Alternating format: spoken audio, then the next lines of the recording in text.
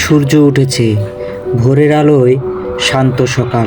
পাখিরা জেগে উঠতেই দক্ষিণ কোরিয়ার মুয়ান আন্তর্জাতিক বিমানবন্দরে এক ভয়াবহ দৃশ্যের সাক্ষী হলো জেজু এয়ারওয়েজের 7C-2216 বিমানটি রানওয়ে স্পর্শ করার আগেই নিয়ন্ত্রণ হারিয়ে ছিটকে যায় রানওয়ের বাইরে এবং বিধ্বস্ত। জানা যায় বিমানটিতে থাকা 181 জন যাত্রীর মধ্যে 2 জনকে জীবিত উদ্ধার করা গেলেও 179 জনের ভাগ্যে কী ঘটেছে তা জানা যায়নি, এখনও অনিশ্চিত। তবে এই মর্মান্তিক দুর্ঘটনার হয়তো জীবনের শেষ মুহূর্তে একটি মেসেজ সবার হৃদয়ে নাড়া দিয়েছে এবং তিনি বলেছিলেন তার হাতে থাকা স্মার্টফোনটি দিয়ে তার পরিবারের মেসেজে বলেছিলেন যে ডানায় পাখি আটকে আছে, আমরা ল্যান্ড করতে পারছি না, আমি কি আমার জীবনের শেষ কথাগুলো বলে যেতে পারবো?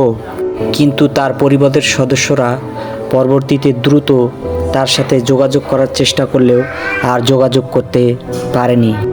প্রাথমিক তদন্তে স্থানীয় সূত্র খবর থেকে জানা যায় যে পাখির ঝাঁকের সাথে বিমানটির সংঘর্ষ হয়েছিল এবং মূলত বৈরী আবহাওয়ার কারণেই এই দুর্ঘটনা ঘটে এবং পরবর্তীতে চলমান তদন্তের পরই বোঝা যাবে সংঘর্ষের মূল কারণ।